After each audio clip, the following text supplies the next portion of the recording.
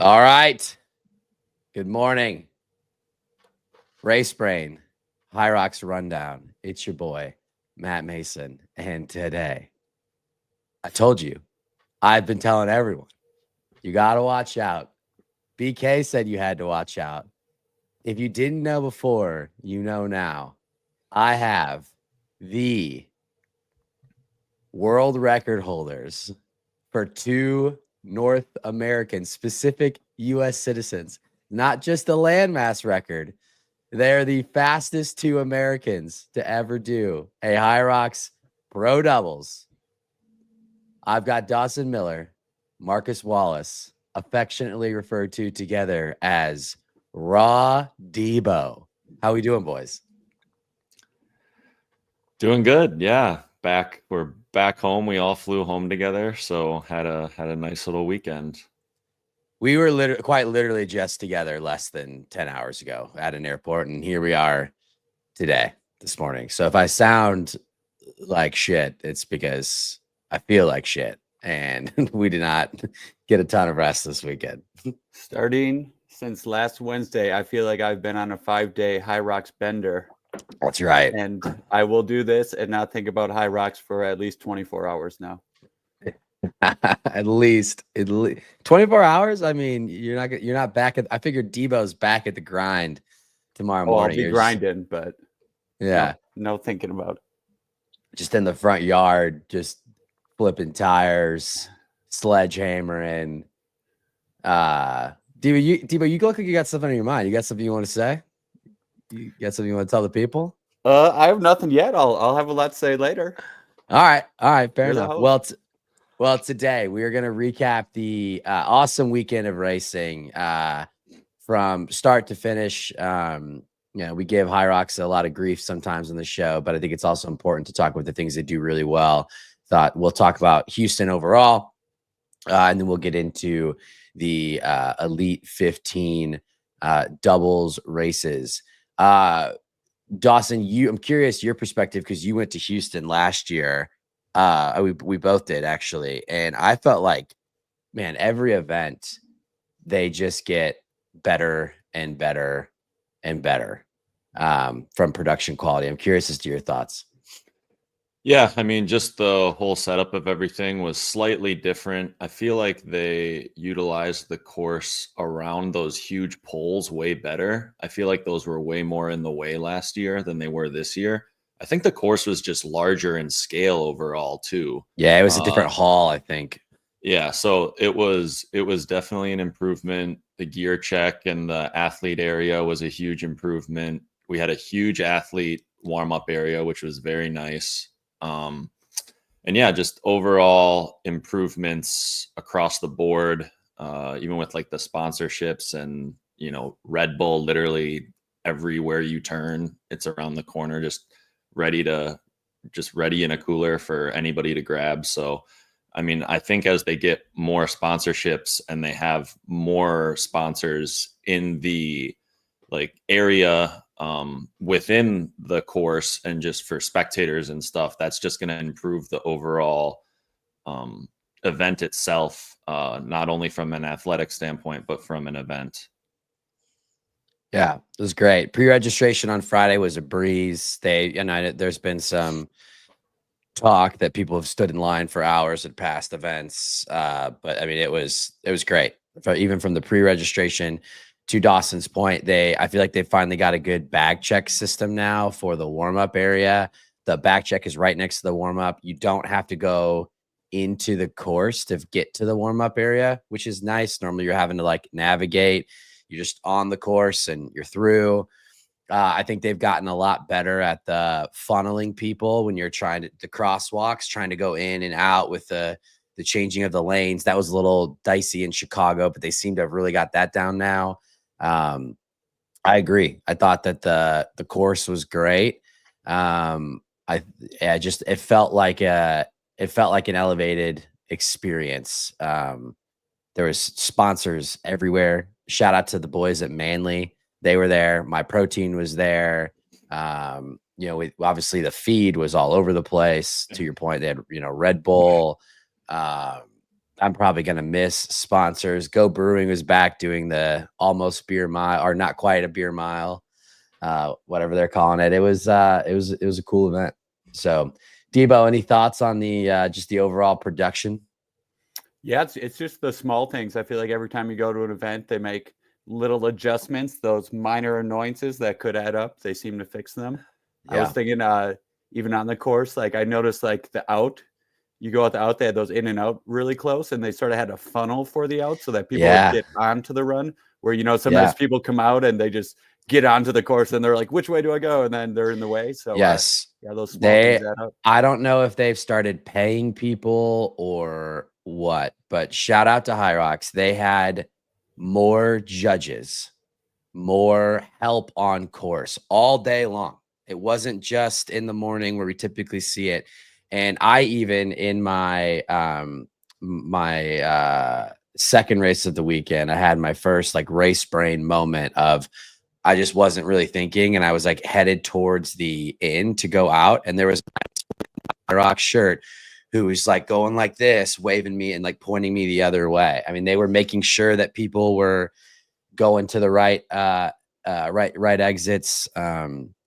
And that's another thing that I noticed too, was the judging. I thought was really strong in this race. Now I'm sure that there's always a chance that we're gonna get on Instagram later and there's gonna be a Hiller Fit video of someone, and we're not gonna get it perfect whenever we're running 5,000 people, or I mean, there's probably more than 5,000 participants this weekend. There's 1,000 mixed doubles teams alone. So when we're running, did anywhere from 5 to 10,000 people through an event, but the judges I thought were strong. I know in my race on Saturday, I got a no rep, several no reps for going too high. She was all over me, and I appreciated that. So I felt like just the quality of judges all throughout the course was a lot better. Normally, like sandbag lunges, as an example, normally when like you can kind of, that second half of sandbag lunges, you're out on an island. They had judges. There were people there checking form. Thought it was really well done. Yeah, for the wall ball specifically, they had an entire second rig with half of it filled with judges. I don't know if I ever saw it being used. So, like, we talked about races where they've had an overflow section of wall balls, and I wasn't there during peak hours on Saturday. It was Especially during, getting like, the used on women's pro. Saturday. Yeah, so Yeah, it was getting used I on was there in Saturday. the morning and at night, so I wasn't there during peak hours. But they at least had it ready and had judges there even when they weren't being used. So I thought that was a much better sight than having people waiting to enter wall balls, which we've heard in the past. Yeah. Yeah, I feel like whenever HYROX does something that we don't like, I'm typically pretty critical of it. And I'm sure there were some things this weekend that bothered me, but I mean, like credit where credit's due. Hats off to HYROX. This is one of the best US events just from a production standpoint that I've been to. All right, let's get into the stuff that people actually care about, which is the racing. So let's start with I'm gonna just recap the men's and women's pro, and then we will get into the moment that you all have been waiting for. For the women, first place overall, Carolyn Watkins, 64-22. That's actually not a name that I'm super familiar with, but 64-22 on this course, especially on Saturday, that's a strong time. So we actually were remarking on the fact that Saturday morning in Houston at 8 a.m., it was 90% humidity outside. And it definitely, even though that the building was air conditioning, but it definitely had an effect on the way that those carpets, the way the sled moved. Dawson and I were marking on it all morning long. The sleds just didn't move the way that you would expect them to. Even in the open divisions, it was not sliding. I think that the carpets were a little moist. And it definitely seemed to have an effect. And we saw a lot of people struggle on sled pulls specifically that don't normally struggle, which is why I think that this 64-22 is a solid time, because then in second place, we had Jennifer Thompson, 67-21. Jen Thompson has run several times. I think she's run a 103 this year. She's run a 104. So that 104.22 by Carolyn is legit. So Carolyn Watkins, like I said, 64.22. Jen Thompson, 67.21. Kelsey Hochleitner, definitely think I pronounced that wrong. So I apologize, Kelsey. 68.08. Hannah Taylor, 68.46. Carly Chavez Gomez, 69.37. That is your top 5 women. Other notable names in the field: Janelle Teal, who you all recall did really well in the Deca Mile and Deca Strong. She was a 70.07. And Nicole Rebecca, who's a name that we've seen quite a few times racing, she ran a 71.21. Anything on the women, gentlemen? No, I guess just to add, Marcus and I were there to watch your race in the morning, and we kind of looked at each other when people were hitting the sleds, and we're like everybody was working hard and they were not moving at all. And like you said, within a 4-hour time frame, the humidity dropped from 90% to 20%. And when we came back in the afternoon, we didn't see kind of that same thing happening in the sled. So definitely was a difference. And so at the time that these women ran, it probably still could have been affected. Yeah. I mean, I am in no way, shape, or form an elite athlete, but sled pull is typically something that I'm fairly decent at. And when I took that first pull on the open race and I normally race pro, so when I took that first pull and it didn't move the way I thought it was, I thought, oh boy, we could be in for it today. On to the dudes. Man, this man made a post. We give people a hard time for making pre-race posts about, making excuses. This dude went the opposite route. I think he made a story, said that people were going to find out today, and find out they did. In the first spot from Canada, Cole Learn with a 57.56. My boy, Stephen Pelkifer, 59.44. Ryan Douglas, 60.29. Jack Driscoll, great dude, 60.58. Will Grumke, first form, 61.22. Close on his heels. I'll just round out a few other names here. Alexander Rakovich, 61.38. Eric Hinman also was in this race. I believe this is a big PR for him, 62.59. This race was exciting. Pelkifer and Cole Learn were battling up until basically the row, and this is a good time for Pelkifer. I know he's gonna, he listens to the show. He's gonna be disappointed, and I think he's got more in the tank. He's really searching for that 58. But again, this was a tough course on Saturday. The sled pull did not move the way that you would expect it to move, or you think that it can move. The times weren't all that fast. I just went and looked. Jack Driscoll, who is known for being a strength athlete, was about 30 seconds slower on the pull from what he was in Vegas.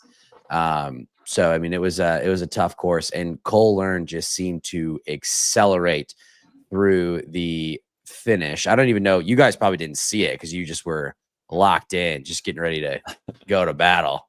So I was sitting on the bike warming up for a little bit, and I couldn't tell who was in first at the time, but I could tell, the top 5 guys just because I know them. And yeah, they were flying down the backstretch in front of the warm-up area, to the point where they were all looking so good I couldn't tell who was winning. I actually thought Steven was in first for a long time, and he was. Maybe yeah.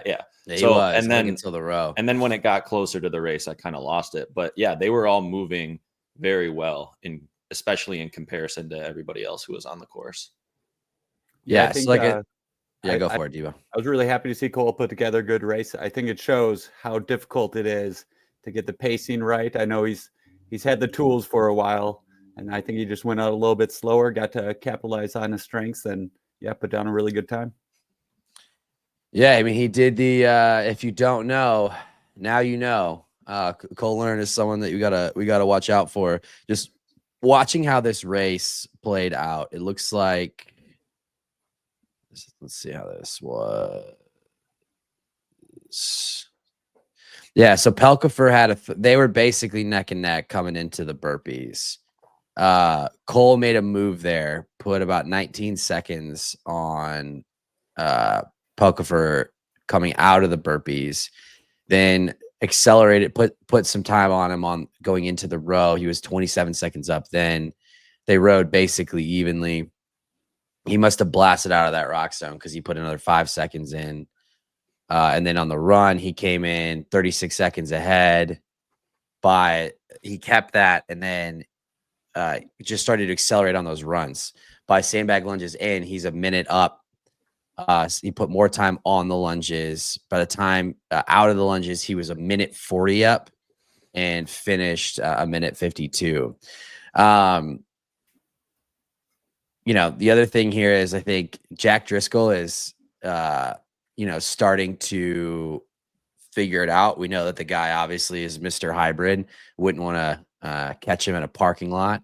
But he is now, I think that's back to back. He's knocking on the door of going sub 60 and, he's still pretty young. So I think that's someone that we, could be talking about for years to come once he, figures it out. So great race by the dudes. All right.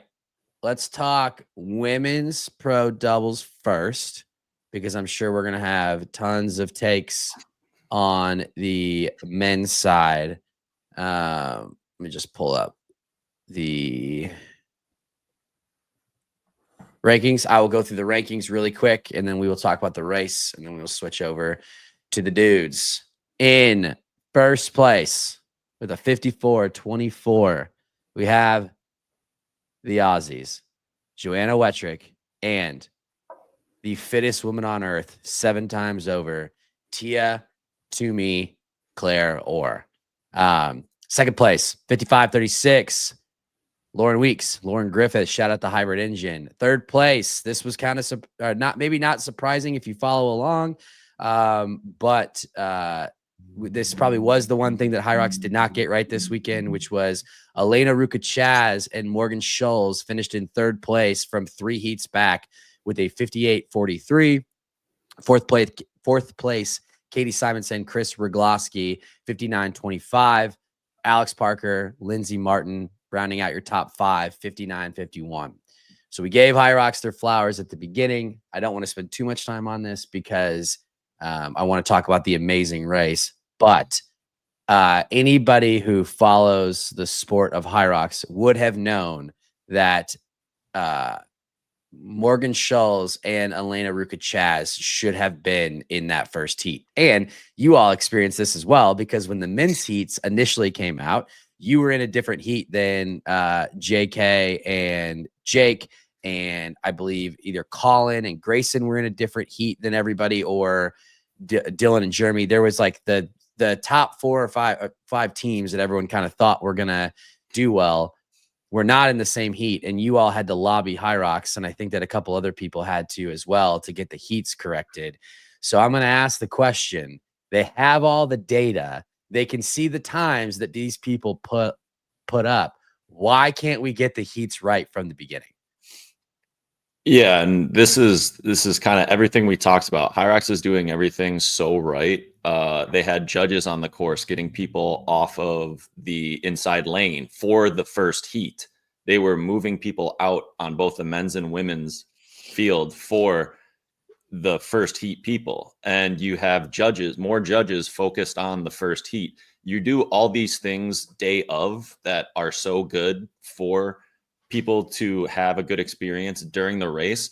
But the one thing you need to do if you have all these on-site things for the first heat is get the first heat right and get people who should be in the first heat in the first heat. Like Marcus and I are a pretty big strategy-based team. So whether or not we're in a heat with somebody else makes a huge difference on how we run our race. And if you can plan for that and going in that everything's going to be right, then that just alleviates so much pressure off of you, because you know that you're going to get the first heat standards and you're going to know how the race should be going. If you're in a different heat, well, that changes everything completely. You don't have the same benefits as other heats have. So it's just like they do everything right day of, but they're still not the biggest issue that they have is that they're not getting everybody in the first heat. HYROX made a social media post. Somebody who's a social media manager who's unaware of the event, they're probably expecting that all the fastest people are in the first heat. They made a post claiming that third place was already locked up before Morgan Schultz had and Palaio's wife had finished the race. And then Elena. they deleted Elena, Elena, Ruka sorry. Chaz. Put Sorry. some respect on Elena's name. Yes, she is Palaio's wife, but it's Elena Ruka Chaz. So they made a post and then deleted it. And all of that that didn't need to happen. If somebody does their job correctly and gets everybody who should be in the first heat, then they don't make those mistakes. It all trickles down from that one step, and they're still getting that one step incorrect, which to me, I feel like is the most important. In their defense, this is a little bit different than an individual, whereas you have teams that probably have not raced together before. So there aren't really established times, but any of us, the three of us, we just scroll through that list and you know that team should be in the first heat. So, I mean, someone should be able to do it. It might not be as easy as a numbers thing, but they should be able to figure it out. I hear you, except for, yeah, I hear you on that, except for Morgan Schultz just won Vegas overall 2 months ago, and she was third overall in Toronto. She has gotten she's gotten several top 5 finishes. She actually, I'm looking at this now. She's won doubles races in the past. I just think, yeah, I hear you. I hear what you're saying, Debo. But then when I look at Elena's times, now granted, she's got some fast doubles times with Palaio in the 50s, but Elena is no slouch. She's got some strong finishes too. And it's like, they've got all this data. You should be able to see that clearly this team is going to put up a better time, and they deserved it 100%. On the other side of the equation, though, like we talk about this all the time, there's a difference between racing and time trialing. And if you're Chris and Katie, you're with that lead pack, but you don't know that someone's pushing you. So like, now granted, that's not an excuse. Elena and Morgan ran faster on the day, and I think they caught him in that back half of the race. But like, if to find out 20 or 30 minutes later, that you lost but from someone else, like, how are you supposed to, when there's qualifying spots on the line? Like, I just think it's, I think that they can be better, and there should be systems in place to fix this. But that's enough negativity, because I want to talk about the race itself, because it was electric. If there was any question on if Tia was taking HYROX seriously, the answer is a resounding yes. I was fortunate enough to get to talk to her this weekend and a couple of the proven athletes, and they're all in, like, to the point where coming up here, I believe at end of April, all of the proven athletes that are getting ready for the games and the proven athletes that are getting ready for HYROX Worlds, including JK and Joanna, James Newbury, are coming over to the States about a month and a half ahead of World Championships. And they're going to stay in Nashville at the proven headquarters and train together leading up to Worlds. And Tia said as much yesterday when I got to chat with her, that she is focused on Chicago. And so it's no longer like is she taking this seriously or is she not? She is taking it seriously, and Joanna is the real deal. This is someone who, if Lauren Weeks is not in the race on Wednesday night, everyone's talking about Joanna and how she smashed the previous world record by over a minute. And Tia was, yes, Joanna is probably the better runner right now, but if you watch that race, Tia was moving. Yes. One thing before we even get into the race too, I want to acknowledge is that this is what can come when they do these all-comers races. Anyone can sign up. You just got to be top 3. We can get people from different sports who don't have to deal with the qualification process. They hop in. It's her first pro doubles race, and she's qualified for world champs now. So I think that makes it a lot more accessible for someone like this, or maybe a triathlete. They can come into HYROX and show what they're capable of. 100%. And this is only going to make, I mean, from a marketing perspective, I mean, HYROX, I don't think needed a lot of help. Like it's up and to the right now. I mean, the HYROX stock is exploding. But when you get someone with a cult-like following, and Tia is not just known in CrossFit, she's known in the broader sporting world, and she is having fun. Like she's loving this. I was talking to her yesterday. She loves this. Like she thinks it's amazing. She thinks the community is amazing.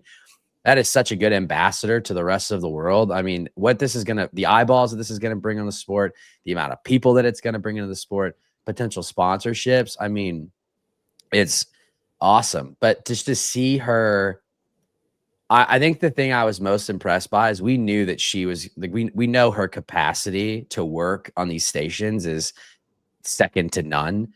But I was curious to see running with someone who could take the runs out the way that Joanna takes the runs out. Would she still be able to work when she got to the stations? And she did. I mean, it was impressive. She was hammering everything. Yeah, she basically was coming out of blocks out of every single event.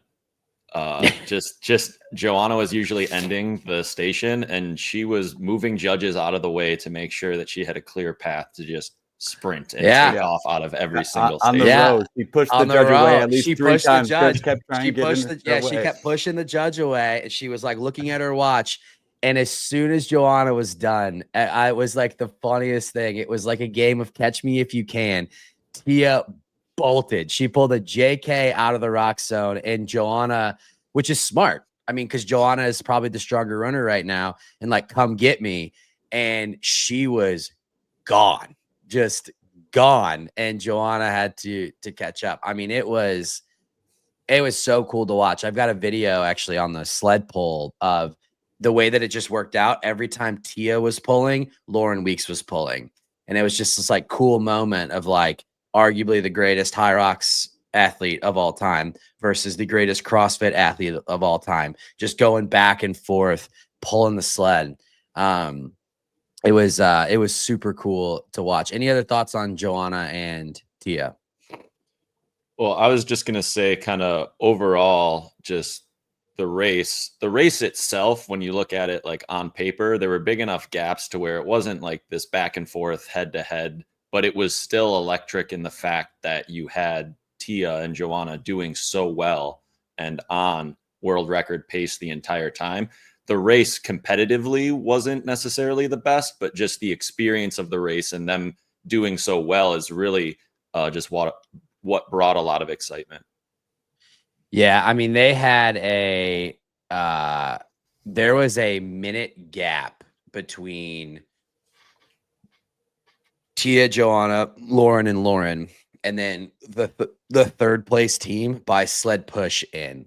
I mean, this was like an old school 2023. Like, it's over. It was clear who the top two teams were going to be pretty early on. And shout out to Lauren Weeks and Lauren Griffith. I mean, Lauren Griffith did not have her day necessarily. I mean, she would tell you that. I got to talk to her a little bit at the venue, and she would say that. But I think the thing that impresses me most about Lauren Griffith is she is just gritty. I mean, we saw her roll an ankle or do something at Worlds, and she finished. She's had a tough go of things. She was not feeling well on Saturday. I will spare some of the details of what we saw on the course, but Lauren, I was talking to Lauren Weeks yesterday, and she said, like, a couple times, like, she looked at Lauren Griffith, was like, hey, we don't have to do this, like, we can, like, there's still Miami, like, we can qualify, like, we don't need to do this. And Lauren Griffith's like, no, we're finishing, like, we're gonna do this. And so they wound up actually finishing, I believe, what was their finish time? 55:36. I believe the previous world record set by Meg and Linda was 55:08. So on a day where Lauren Griffith was out there fighting for her life on the course, They were within 30 seconds of the previous world record. So I didn't think looking at to Dawson's point, these results I don't really think are indicative of what the Laurens are going to be capable of come Chicago. But definitely, probably wasn't their best race. There was a cool moment at the end. Tia was wall balling and Lauren Griffith was wall balling. And I think Lauren Weeks realized, hey, like we're not gonna, like, at this point the gap is too much. Like something would have to go horribly wrong in order for us to be able to overcome. And I watched her like on the course. She reached over to Joanna and shook her hand and told her congrats on that. They had an amazing race. I thought that was cool. Yeah, and if you look at the results too, the Laurens did really the back half. They seemed to rally. It was pretty much even throughout the back half. So it's all that time up front. So definitely a matchup we should be looking forward to in Chicago. Yeah, I think if you just looked at the results, you would think like, oh, it's a foregone conclusion. Joanna and Tia are the front runners. And I think that they probably are. I mean, we'll see what Meg and Camilla do in Miami, and then we'll see what Linda and Viola do. But I think that they probably would be the betting favorites, but I don't think it's by a lot. Because like I said, there was, I don't think this was necessarily an A race for Lauren Griffith, and she definitely wasn't feeling well. And they did race them pretty tough. The past results are not indicative of future performance, as they say. Any other thoughts on the Lauren's race? Nope. All right. I wish I could talk about Elena Rukachaz and Morgan Scholes, but unfortunately we were following the first heat and so did not really get to see their race. Like I said, pretty impressive. And then Katie Simonson and Chris Rogloski in that fourth spot. I mean, they, still put up a pretty good time, 59:25. You got to think that if they come back and race in Miami, that they would have a good shot there. I know that Meg and Camilla are racing there. I believe that Kat Fossbender is going to race Miami too, with Kelsey, who got second in the women's pro in Houston. But you got to think that they have a good shot there. And then Alex Parker and Lindsey Martin rounding out that top five. Great race overall. It was really cool to see. I'm sure we're going to get we've already gotten some killer content out of it. I'm sure we're going to get more proven in the feed. We're all over the course taking video. So I'm sure we're going to get a dope hype reel or something.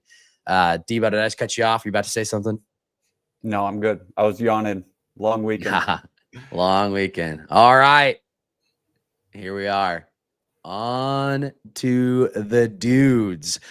The most competitive and electric race of the weekend.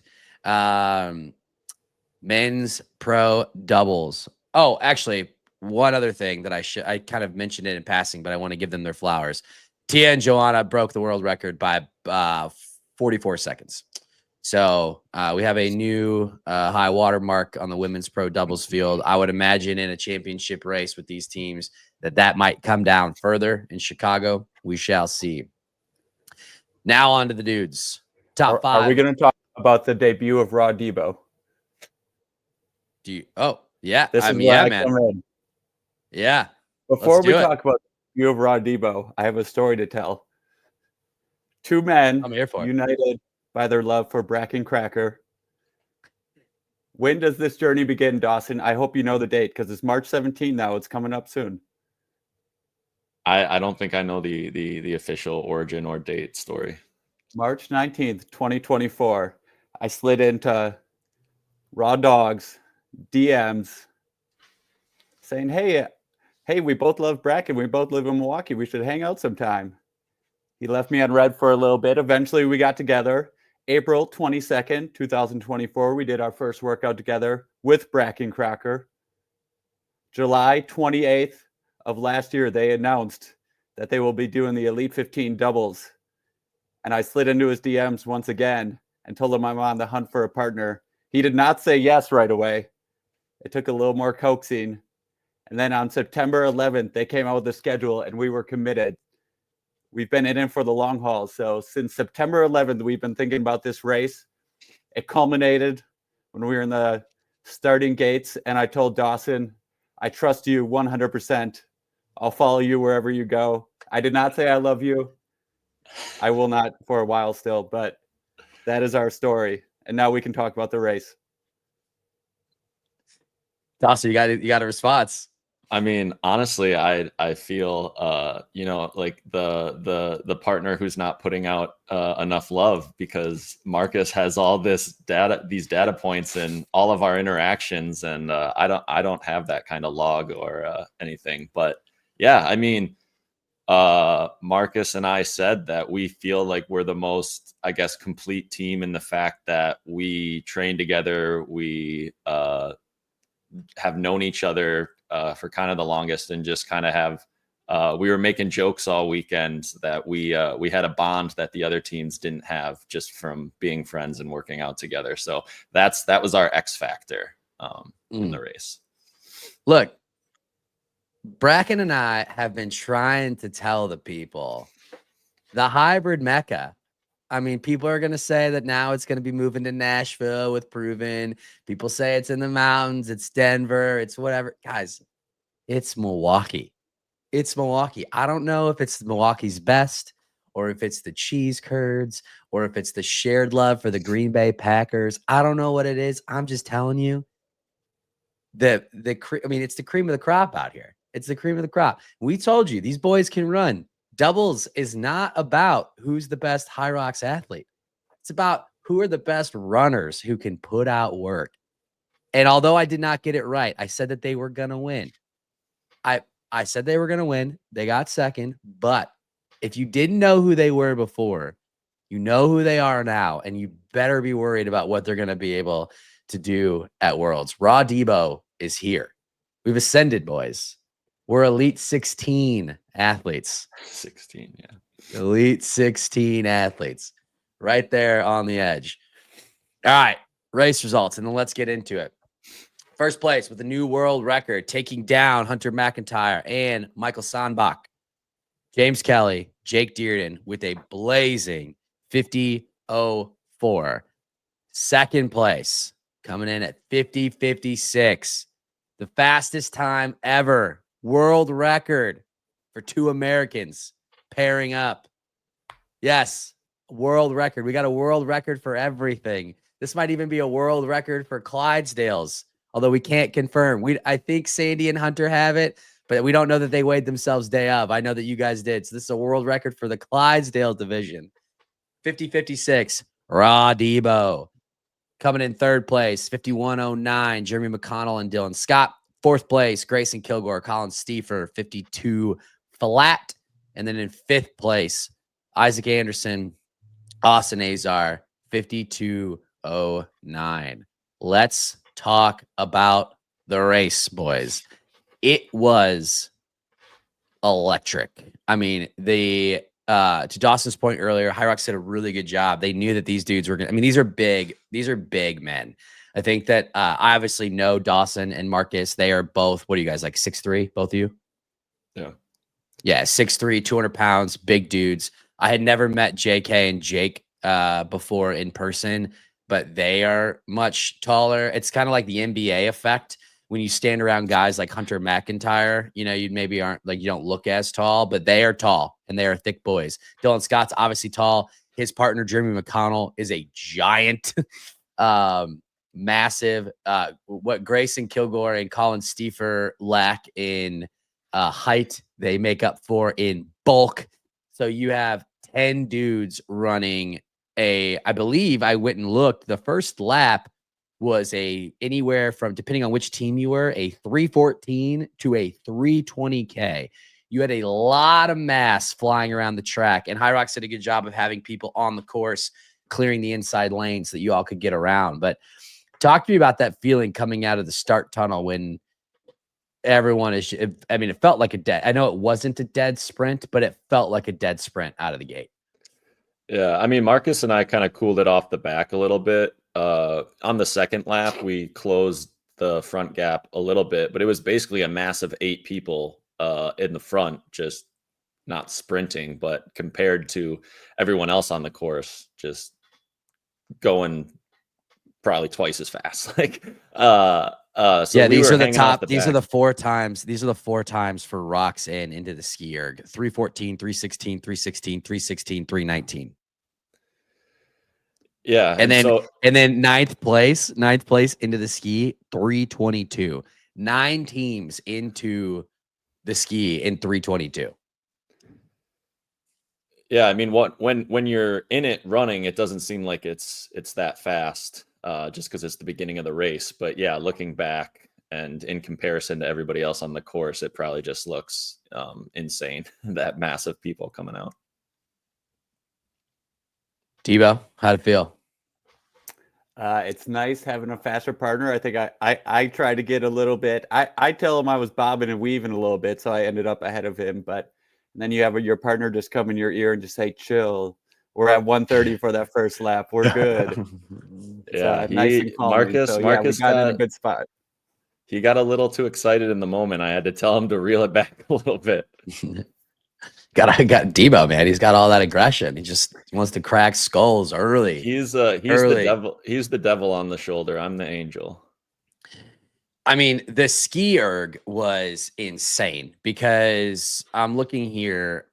So everybody is in 320 and out in fit. You guys were 5th place, out in 650.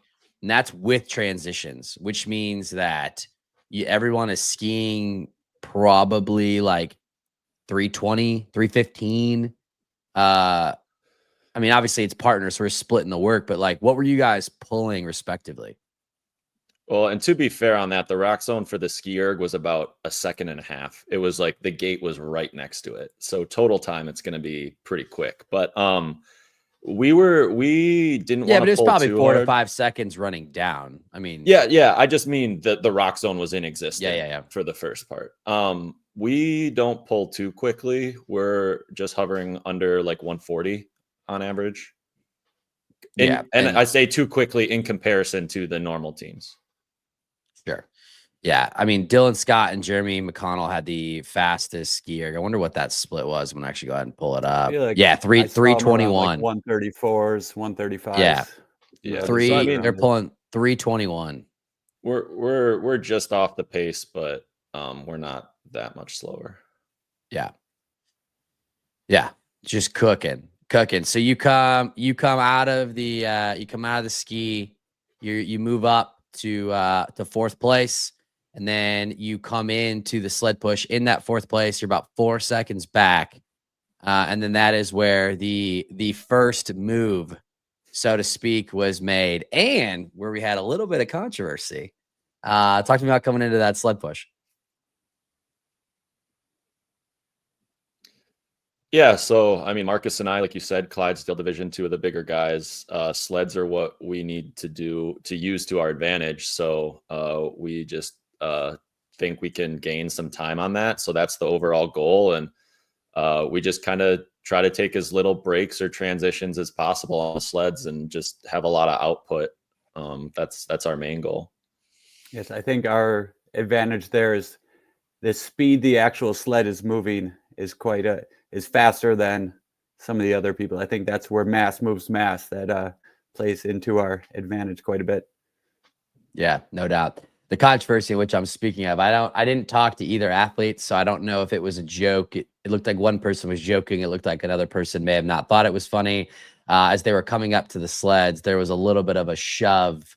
It kind of looked like from Jeremy onto JK. I think Jeremy was like, they were fighting for like who was going to get that first sled, and I think Jeremy was maybe thinking it was funny based on the way that JK responded. I don't think that he thought it was funny. And that was the first moment of controversy that we had in the men's. Did you guys see that happen, or were you just too locked in? No, I didn't know that. I didn't know that happened. Yeah, there was a little, we'll call it a brotherly shove, so to speak. That I don't think JK thought was very brotherly. So you guys hammered the sled push. You come out. You're now in 2nd place. You close the gap on James and Jake. You guys came into the rock zone 1 second, or within 1 second of them. So basically neck and neck. You're in the pool at the same time.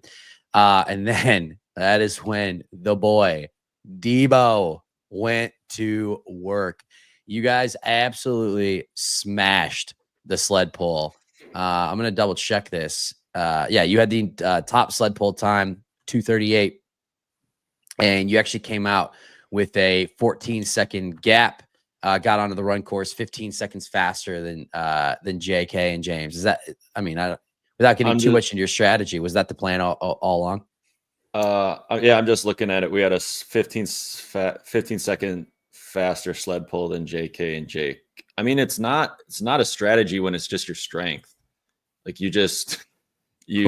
No, you're good at the event. You have a faster time. Like it's not a strategy. It's just we can. It wasn't. You guys weren't thinking like we're gonna make a move here. It just so happened that that's a strength of your alls, and so it just worked out that way. It's impossible for us not to make a move there. Like you have to lean into your strengths. Yeah. Like if we don't make a move there, we're suffering the rest of the time. We both knew that was our shot. We should probably, if we're running good, be in the lead coming out of that. So it basically played to what we thought, and then it's just about being able to maintain that lead as best we can.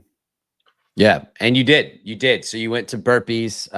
Coming into the burpees, you were 18 seconds ahead, which is probably good because we all know that JK specifically can burpee with the best of them. So you got to think that that's going to be a place where they're going to make or have a response. And Jake's no slouch at burpees. They closed the gap a little bit, but then it's also we're at a little bit more controversy. Devo, you want to talk about it? Oh, I love the burpees. The burpees were fun. Yeah, those guys, we got in. We've already talked about what we need to work on burpees, but they caught up to us quite quickly, probably in the first 40 meters. Both teams, JK and Jake and Dylan and Jeremy, they both caught up to us quite quickly in the first 40 meters, probably about 40 in. I think all three teams were about just in line. So, yeah, we had a nice turn. One time a judge directed me to the second lane by the barriers. Dylan snuck in the first lane near the barrier, which isn't really a full lane. So I tried to, stay close to my edge to really force him into the barriers.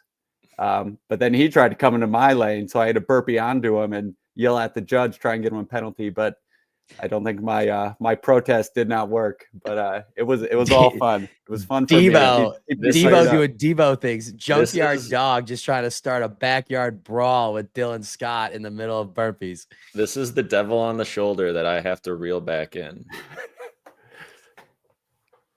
Dawson, what were you thinking while this is happening? I mean, I don't think Marcus even knows this, but he did an extra burpee during that. We count out our burpees and he did an extra one because he was so worried about Dylan next to him. So I actually almost stepped on him because I was going to start my burpees and then he did another one. So I almost caused even more chaos on top of the chaos between those two. I was fired up. I couldn't feel anything. Devo was just seeing red. He was just ready to go to war. He was ready to fight Dylan Scott at that moment. You guys came out ahead of JK and Jake. The run was basically even. You guys came in. They did take the lead by 2 seconds. You came into the row. I will say, I'm interested to see what happens. I'm not going to call anybody out specifically. I won't name names, but this was the part of the race where we did start to see some teams definitely toe the line of what's acceptable in terms of running together. We had a couple teams that were fairly spread out in terms of there was one partner that was really leading. Now, I think in the grand scheme of things, I don't know how much of an advantage it is because the judges were right on it. They made the partner wait until the other partner got there before you could start working. So it really didn't turn out to be an advantage. But the rule book does say that you need to be, it's actually rather ambiguous. It says that it's an arm's length, but it also says, I think at one point it said 6 feet. Apparently the official rule from HYROX is that if you trip the timer if it's more than 10 seconds, you get hit with a penalty. So I don't really know, but I guess I'm curious from your guys' perspective, does that even really matter? Because it's something that we should care about. I think the only reason why it was a thing was because it was so noticeable and people know that it's in the rule book, but is it any kind of advantage? The only thing I would really like to see is that they are very clear on how they are going to enforce that rule. I did notice that during the race, and I was hoping the judge would be making sure that they are waiting. So as long as they're making them wait, I don't think it's a huge advantage. But yeah, I think they could Well, they clear definitely that up a did. little Like, bit. this actually was a thing at the end. Dearden dropped JK on the last run. It's actually funny to hear JK talk about it. They didn't even talk about Dearden, just literally just dropped him, just like took off, got to the wall balls first. And the judge was like holding him. He would not let him wall ball. And we were all just like, where's JK? Like, where's JK? Did he collapse? Did he like blow a wheel? Where is he? And it was like, I think it was like 7 or 8 seconds after Jake got to the wall balls that JK came up. So they were not letting them go. But they weren't even, that was the one time they did it. There was other teams that were a bit more egregious. And it's funny, you guys posted a training video going back to the row. You posted a training video and I said, man, Dawson's really got to work on those transitions, Debo. And it turned out that was fortuitous, so to speak, because there was a moment where on a transition out of the rower, Humpty Dumpty took a spill off the top of the wall and landed on his ass. What happened there, Dawson? So basically, that was a great lead up because Marcus and I were gapped probably about 3 to 4 seconds on every run in the second half. Just me leading it out and then him holding the pace as long as he could. We just thought that would be the best strategy to run the fastest. So when we come out of burpees and after, Marcus was heated with Dylan, maybe he expended a little too much energy. He turns to me on the run and goes, I need you to start the row, which is not what the plan was. So instead of doing our normal strategy, I start the rower. I'm on the rower. Marcus says, remember, exit to the right. Well, in practice, I end the rower, so it doesn't matter how I exit. I just exit however I want. So I take my left foot out first instead of my right foot out, which is how you're not supposed to exit to the right. And my right foot got caught in the strap. So when I stepped over the rower with my left foot, I don't have a foot to put down. I fall on my ass and Marcus just jumps over me, rips my foot out of the rower, sticks his own foot in and just starts going.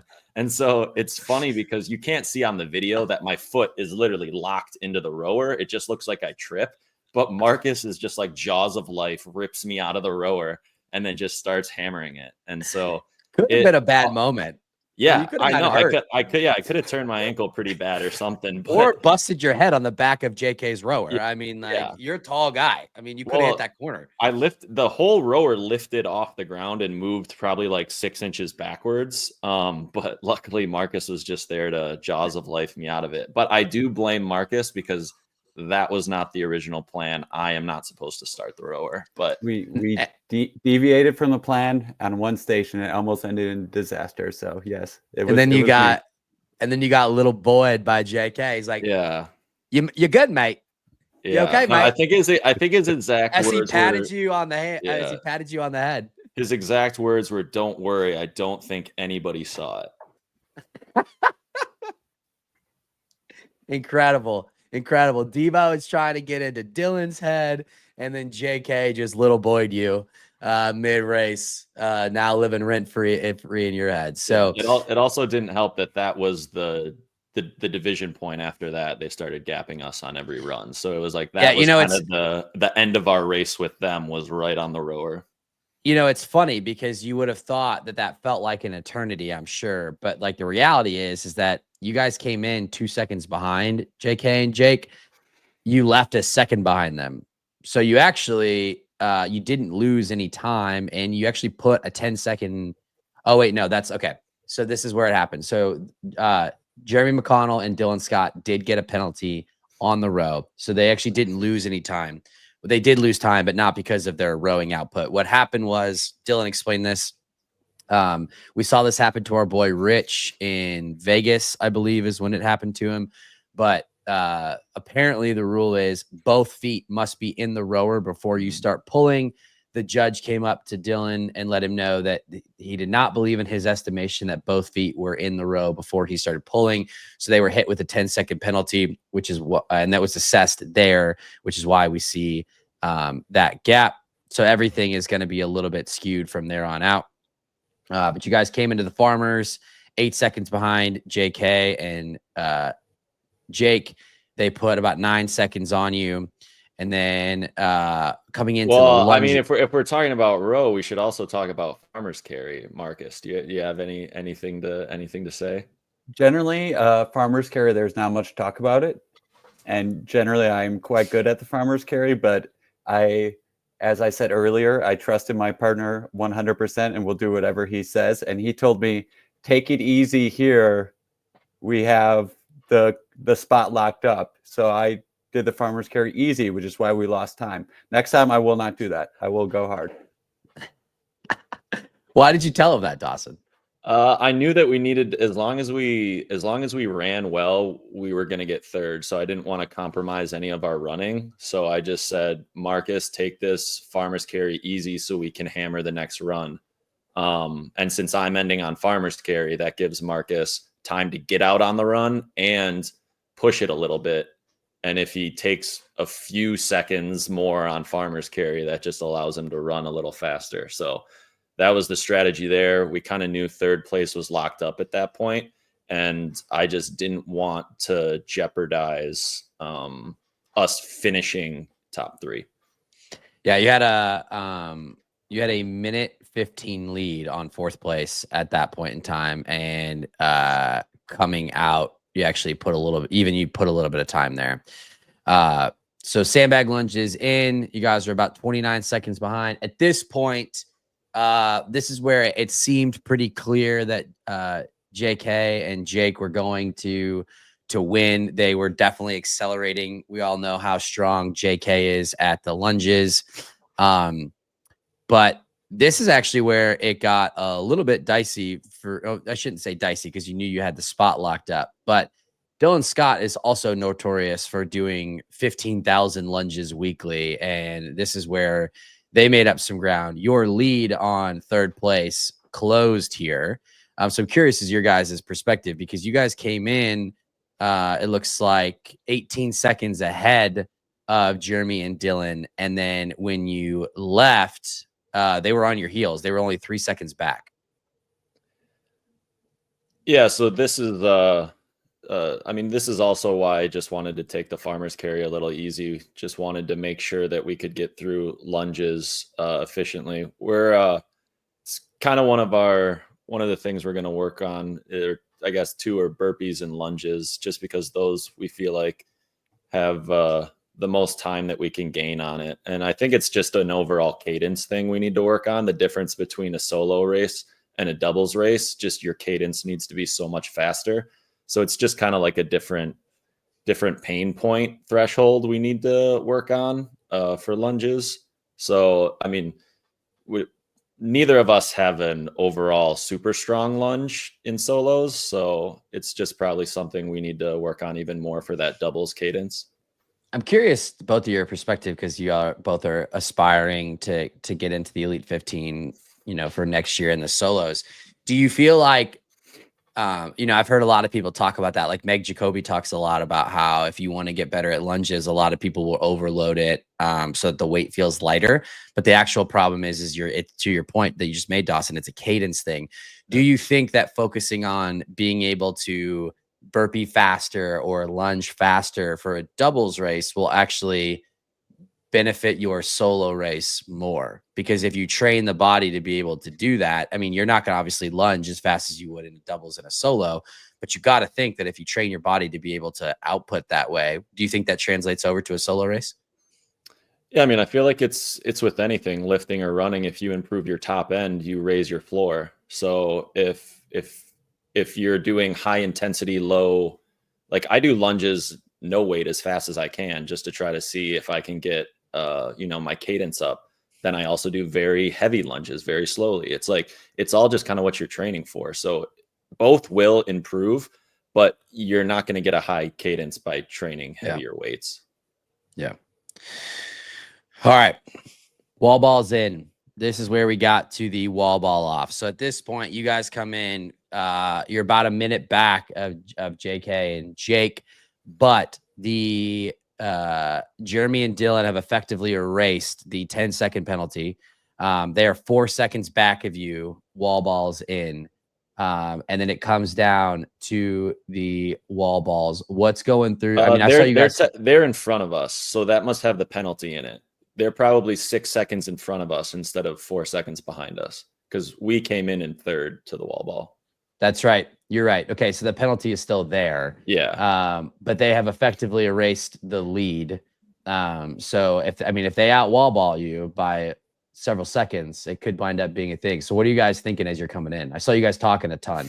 Yeah, I'll let Marcus coming go. into that run, once again, I had to yell to Dawson, Dawson, save me. I told him I need you to give me at least 20 and then I'll be good.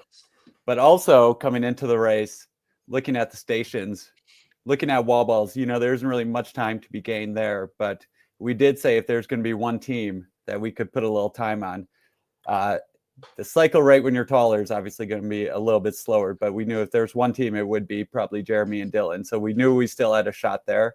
But yeah, so Dawson took 20 to lead it off. I recovered a little bit. I took 32, so we were at 52. Then I passed it back to Dawson. Oh, and then I just was going to do 28, or I was going to just do as many as I could. Got to almost 80 on the counter. Kind of felt my shoulders go a little bit. Just really wanted my cadence to stay high. So I thought that just switching over to Marcus for the last 20, him being fresh, having that faster cadence for the finish would probably be beneficial over me just trying to muscle through it more tired. So we switched again, and Marcus did the last 20. Yeah, and I think what was interesting was I think at that point, and obviously you don't know how athletes are feeling.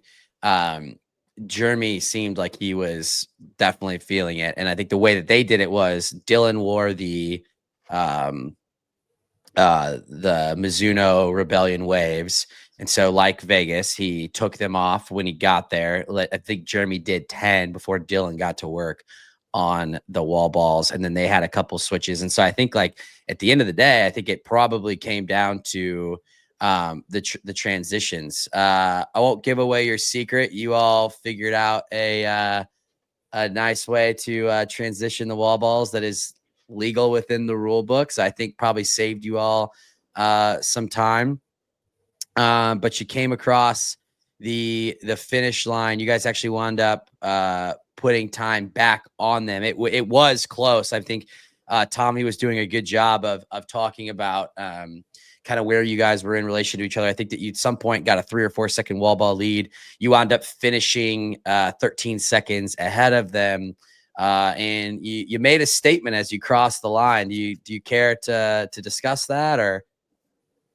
Well, I'll let Marcus go since he came up with it. Maybe another we devil just on hit him the with the too small. You know how it is. That's it. Just too small. If there's one person in the field that doesn't need any more fuel for the fire, it's Dylan Scott. So we'll see how that strategy pays off at Worlds. But yeah, that's right. The Rod Debo hit him with the too small going across the line. To be fair, we're not doing it at anybody specifically. We're just the 2 biggest guys in the field. So it's technically to everyone. It's not to anyone specifically. And we did get second, so it wasn't as yeah, cool. Yeah. Exactly. So it's like, well, at least you acknowledge it. Yeah, it was an exciting race. Crazy to see the world record go down. I mean, you guys are only I think the 5th team to go under 51 in the men's pro doubles. I think it's JK, it's Jake, it's Ronk and Fabian, it's Hunter and Sandy, it's Rich Leo, and now put it up there in the HYROX record book, Raw Debo. Top 5 all time fastest from national champion in the steeplechase to North American record holder Raw Debo. Final thoughts, boys. Well, this is only the 2nd race of 5, so I don't think any of these times are going to stand the test of time. Elite people are actually taking doubles seriously now and competing against each other, not just time trialing. So these times are just going to keep getting lower and lower. So we'll kind of accept the time now, but I don't think any of these will last very long. Yeah, it's worth mentioning. I think the question was, could an elite team get under 50? And I think the answer is yes. I think JK and Jake coming over from Glasgow, having just run a race 3 nights before, international travel, everything else, I think someone's going to get under 50. And we might see at Worlds, we're going to see a couple things happen. We're going to see a couple people get pulled along to sub 50, or we're going to see everyone crack each other. And it's going to be a blow up of epic proportions. But I will say this, if you're going to be at World Championships in Chicago, this is going to be a race that you don't want to miss. I mean, it is HYROX on another level. These people are absolutely working it. Debo, final thoughts for you on the weekend, on the race? No, I'm just excited. And like I said earlier, this is what you get when anyone can sign up for the race. It's cool. We don't even have to worry about times or anything. We don't have to worry about the course. Just if you wanted to be there, you were there and you could race for the spot. Yeah, I think this is a great example of maybe something that they should try for the majors next year. I think if you get people showing up and racing their way in, I think it makes it more, it makes it more exciting. And I think that we're going to see that in the last chance qualifier, which we do have coming up. Last chance qualifier is going to be deep, I think, both on the men's and women's side. We'll definitely preview that. Other than that, great job. Awesome weekend. Awesome result. It was so fun to watch. It was fun hanging out with you boys. I'm excited for it. I think that's all we got, boys. Drink your Resolute. Next week, we'll have our updated top 5 rankings. Sure to be some controversy. Sure to be some new names. Sure to be some names that drop out. I also think there needs to be a release of the last draft results again. I heard from a reliable source who runs all the numbers that there was a certain person who got last place, but we'll just wait until those draft results for Glasgow are released. Yeah, I got last place. I had 2 DNFs. It is going to be tough to overcome 2 DNFs. But yes, I got last place again. So Michelle almost won it in her debut. I believe it was Jack, Michelle, BK, and myself. But the next time Jack Bauer's on a podcast, I'm sure he'll let us know. So that's all we got. Drink your Resolute. Tune in next week for the top 5. We out.